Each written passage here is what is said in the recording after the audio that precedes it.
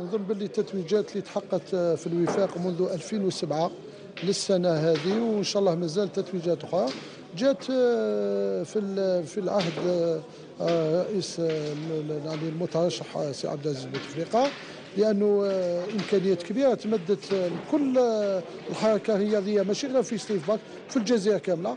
دونك الواحد أضعف الإيمان لازم الواحد يعترف بالجميل هذا ونكملوا في المسيرة تاع الاستقرار والأمان، لأنه السيد هذا جاب الأمن والاستقرار للجزائر. أنا ماذا بيا الاستقرار لبلادنا حنايا، نحبوا بلادنا، ماذا بينا تكون بلادنا في استقرار في حالة جيدة، تطلع بلادنا حنا. أنا ان شاء الله حنا نتمناو الشفاء الرئيس تاعنا عبد العزيز بوتفليقه.